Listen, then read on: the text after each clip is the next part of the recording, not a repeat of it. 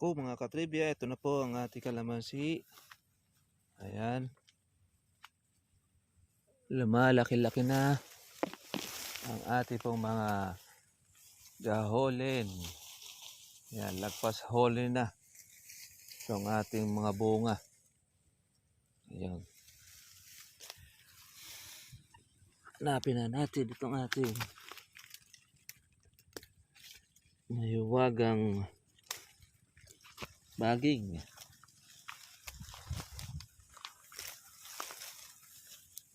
Oh.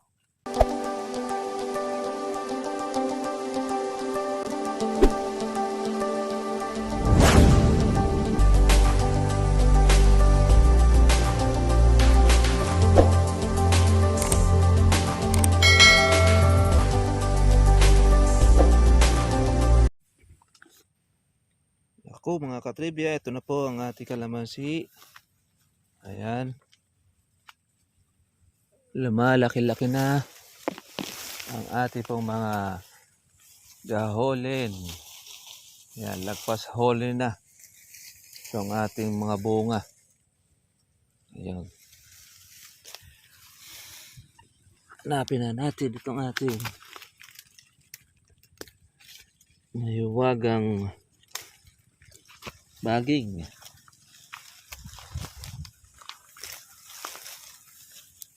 Oh, makapal ang ating pang September. Pati sa baba. Oh. September at pati natin pang October. Yun. Ay puno ng bunga mga ka-farmers. Yung ating kalamansi.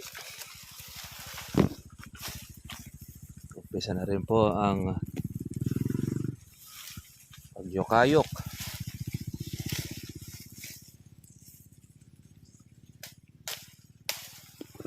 Musta na po kayo mga ka-farmers? Ganda-ganda na po ang panahon po natin ngayon. Pero po yung ulan ay napapahinga. Kumbaga sa kawan hindi na po kagaya ng dati na dire-diretso yung ating ulanan. Pero ngayon naman, ito maganda-ganda na po ang panahon. Umisikat na po si Haring Araw, mga ka-farmers. Kaya tayo po ay nakakalusong na rito sa ating kalamansian. At ito na, malaki-laki na po ang bunga ang ating kalamansi.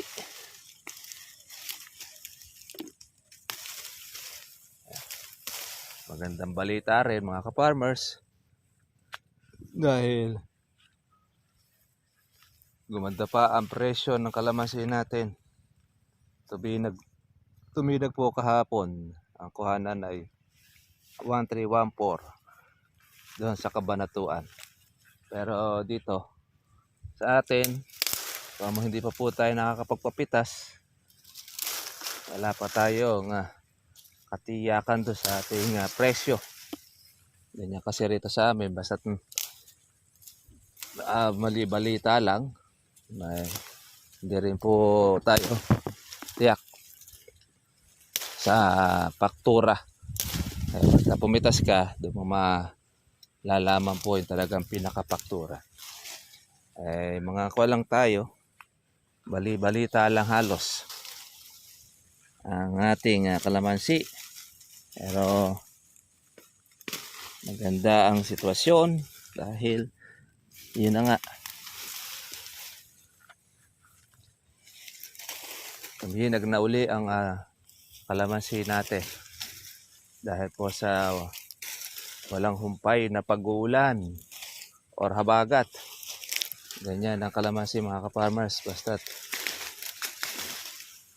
pagkakonti po ang nakakapitas at siyempre marami rin pong nasisira na bunga, tumataas po ang presyo niya. Kaya lang siyempre Hindi sa lahat po ng pagkakataon ay mataas ang presyo ng kalamansi.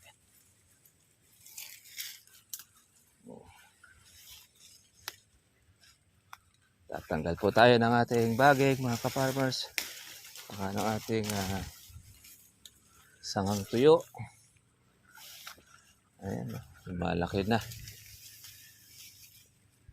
Di pa po tayo nakakapaglagay ng ating abono mga ka-farmers.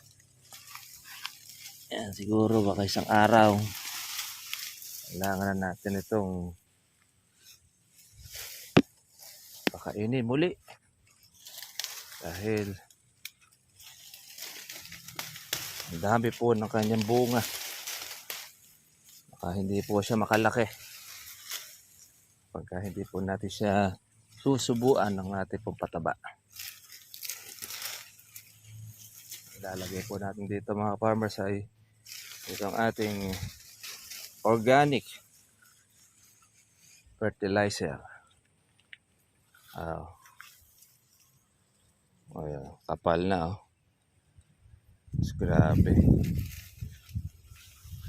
Halos lahat po kasi mga farmers po ay nagtuloy nitong ating bunga. Nung nakaraang namuti siya, eto na. Puno ng bunga mga katribya. Ang ating kalamansi. Meron po tayong pang-ulam. Talbos ng ampalaya. Ito ang ating kalamansi.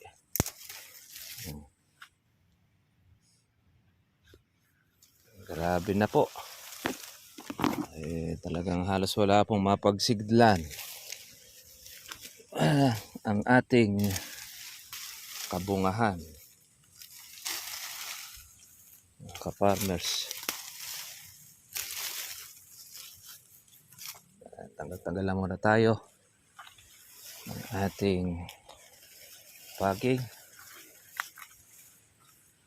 Ayan, napakasarap ang pitasin dito pagka lumaki.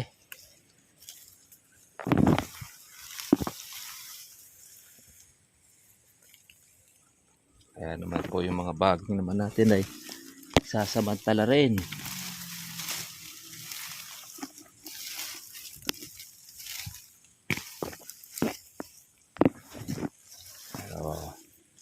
Atin na po siyang bunutin mga katribya.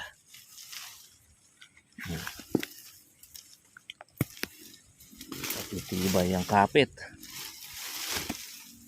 Tamo, nung siya po ay nag-uulan, hindi tayo nakalusong. Yung ating pong halawin, no?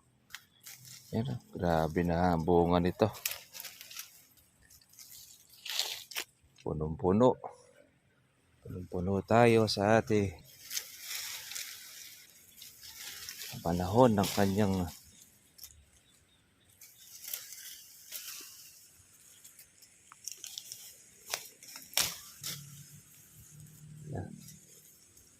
ito ang matindi ang buhay nito. Baging na yan. Kaya kailangan dyan dapat bunutin mula sa ugat.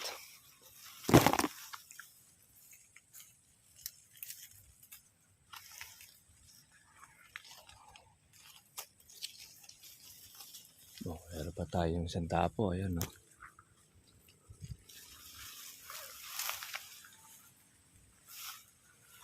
Malabas ito pagka ang kalamansi mamamatay na. Ito tatawag namin dapo.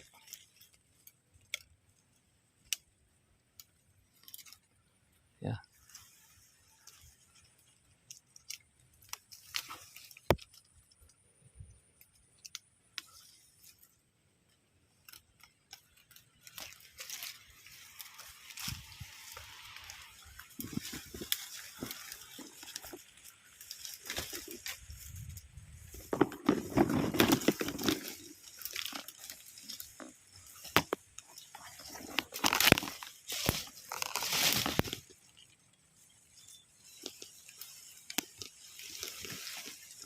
Kapit.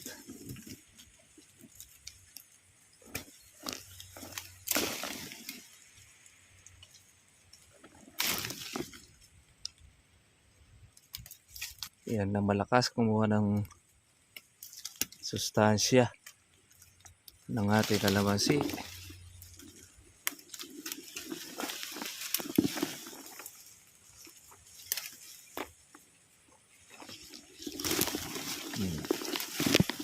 Okay.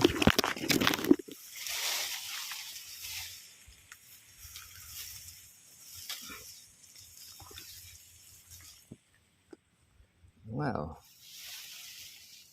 Kinukuha niya po yung sustansya ng kalamansi sa dapo na ito.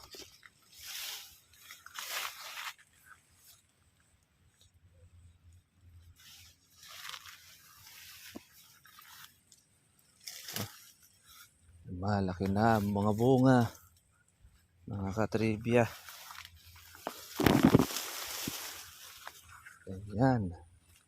Oh, pati po yung mga maliliit. Oh. Yan ang ating organic fertilizer.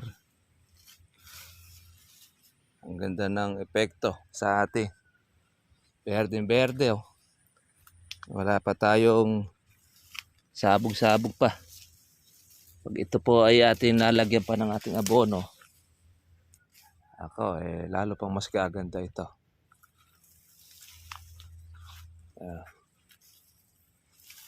Kaya noong lagyan natin ng pataba ganadong ganado ang ating kalamansi.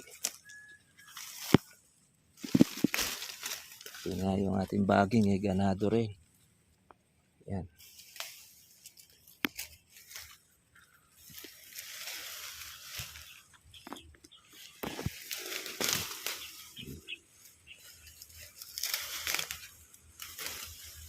Dami pang mga mura, oh.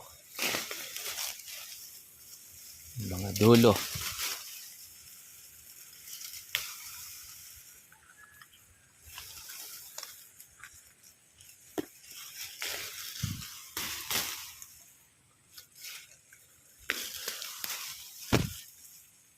Yan.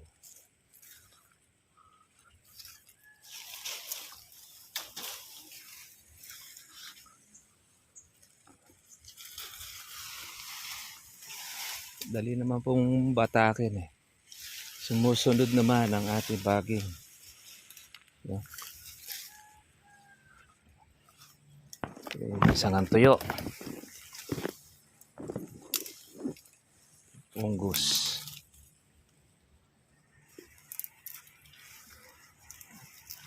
Hindi nawawala po sa kalamansi yan. Magkaroon ng fungus.